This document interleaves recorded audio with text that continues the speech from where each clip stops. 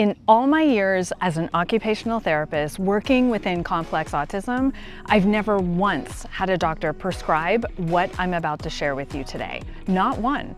Yet it's more effective than most medications for anxiety, better than melatonin for sleep, and in my opinion, way more powerful as a sensory tool for regulation. I'm going to talk to you today about exercise, but it's not the way that you think. What I've discovered about movement and the autistic nervous system has completely changed the way that I work with the families that I see. And the research that's there backing it up, well, there is tons of it. So today I'm exposing why exercise is the most overlooked intervention in complex autism and how to use it strategically to help your child's body finally work with them instead of against them.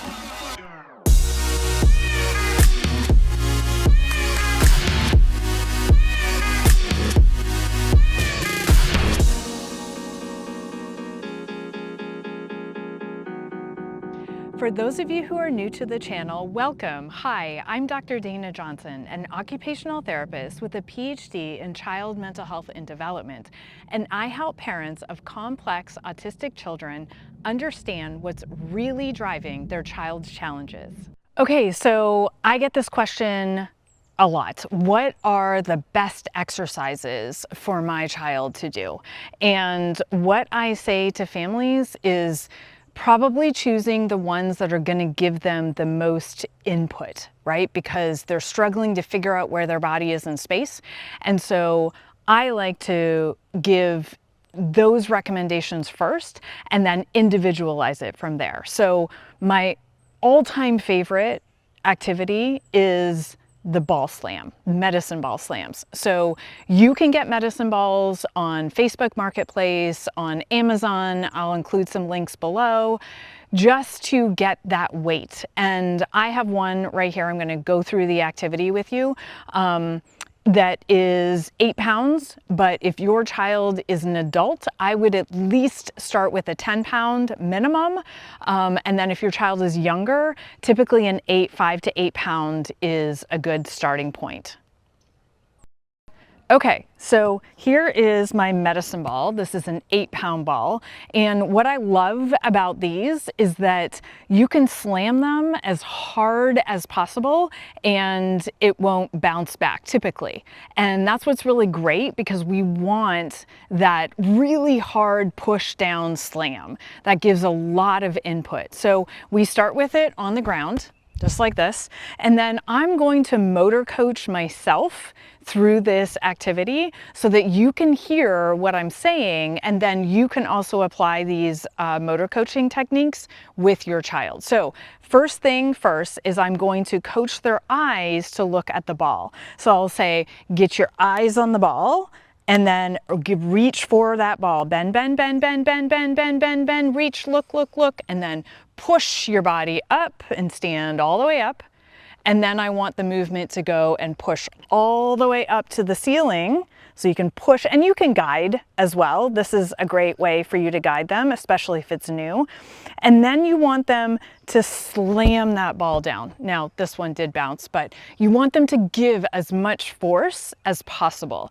And this is often tricky for some, even those with really solid gross motor skills, because grading that movement is intentional, right? We have to go fast, go slow, or push hard, or don't push hard. That's intentional movement. So sometimes that is tricky. So let me go through it one more time. Okay, so my first prompt is going to be, get your eyes on the ball, okay? And look, look, look. Okay, now reach, reach, reach, reach, reach, bend your body. All right, and pull up, and then push, push, push, push, push, push, and then slam, okay? That's the movement. That is the ball slam. And what I love about this movement specifically, I mentioned the weight, I love the weight. The other thing is that when their head inverts and turns over as they're going down, that actually activates the parasympathetic nervous system, which is our calming system. So this activity is actually really, really good to help activate that calming system in our body. Now, because this is a new movement though, that might be challenging and it may not be calming. So we need to work through this step by step by step, but that is my number one favorite activity for intentional movement. Okay, so what's the second exercise that I love the most? Well, it's walking. And walking for so many of my clients can be a challenge. And you'd think, well, they walk all the time, so why is walking challenging? Well, what I hear from parents a lot is that my child will just go really fast and go ahead of me. Or my child will start walking with me, but then they just stop and then they get stuck. They can't move their body.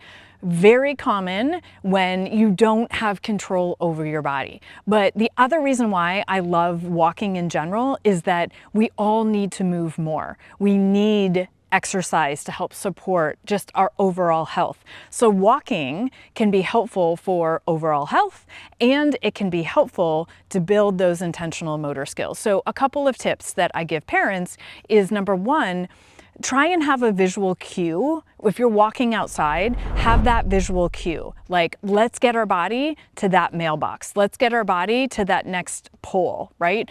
Give them something to work towards in terms of a visual cue.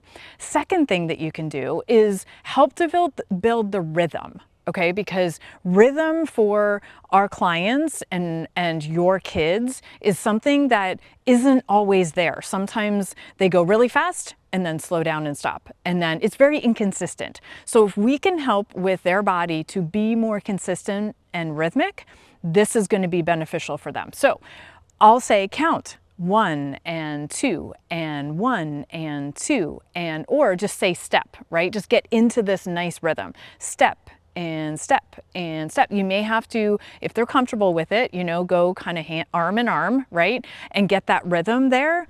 This is going to be really, really helpful for them to build that intentional movement.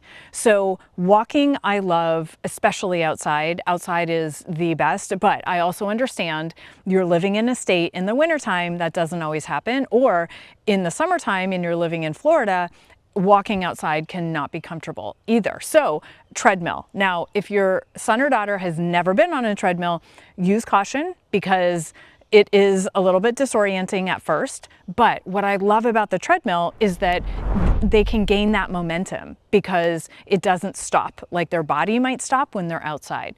But that can also be a little bit more uncomfortable for them. So we want to start slow. We want to just get on a slow pace on the treadmill and then work up to 2-3 minutes, but just let their body go in a good pace and then read it. So exercise, including walking, especially walking, is a great way to start. And what I love about it is that the whole family can actually be involved. Okay, now let's talk about pushing and pulling. And why do I like these? Well, it gives more input into their body, and that helps support regulation. So things like pushing a laundry basket around if you're inside. If you are going to the gym with your child, they often have sleds, or they have the battle ropes where you can pull things, but the sleds, you can push it.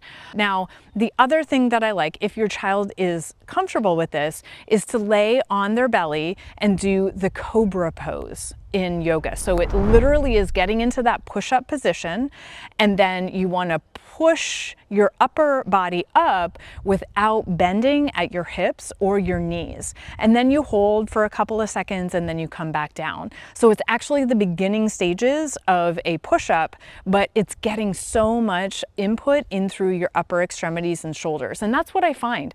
Many of my clients have strong lower bodies, but not upper bodies. So really using your upper body to do the pushing and the pulling is going to help not only get input, but strengthen the body as well.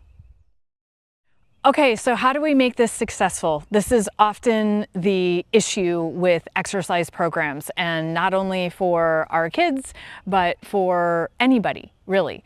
exercise isn't a comfortable thing to do. And if it was, I think way more people would be doing it. But here we are. So how do we support your child to work through some of these movements? Well, motor coaching. And you heard me as I was going through the ball slams, but motor coaching is so important. So breaking down that task step by step by step, and then coaching their body. So literally, like I said, get your eyes on the ball, bring your eyes down, get your eyes on that ball, look down, reach for it, bring your arms to it, and then push, push, push, push. And then, you can say, stand your body up, things like that. Bring your foot forward, reach your arm forward. All of those things are going to help your child with any exercise that you choose to do.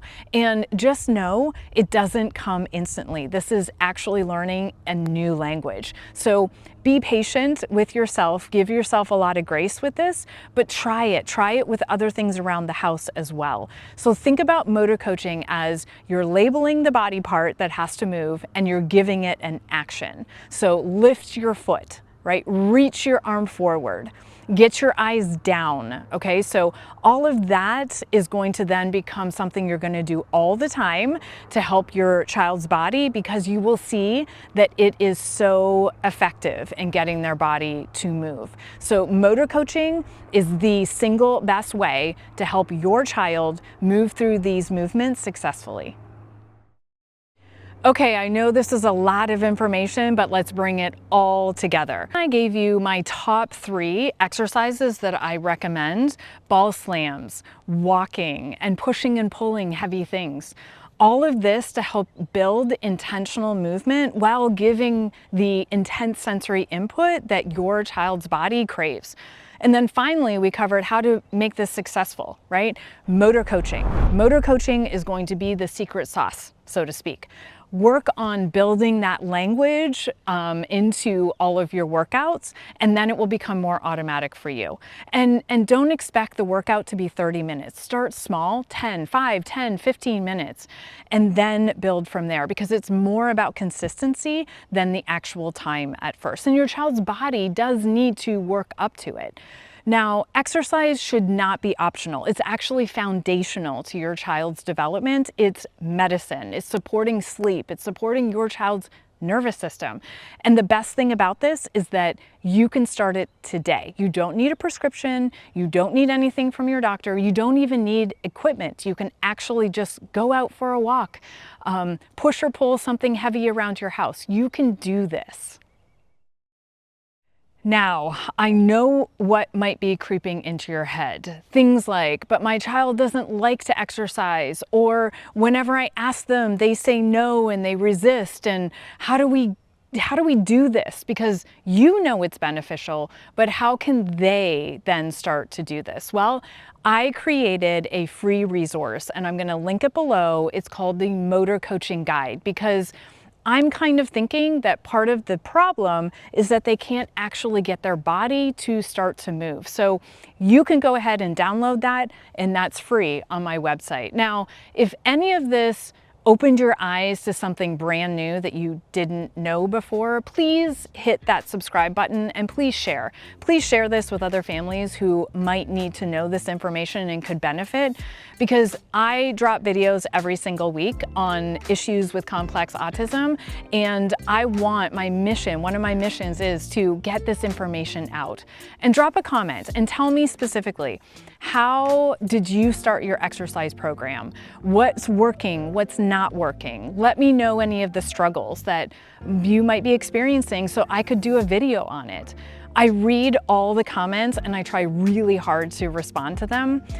And remember, your child's body wants to move and they want to have better control over it. So just start small. Start with 10 minutes of heavy work daily and then be consistent. Have them push the laundry basket around, or have them help you carry the grocery bags out of your trunk when you go grocery shopping. Move their body with intention, because your child's nervous system is going to thank you. All right, thanks so much, and I'll see you on the next video.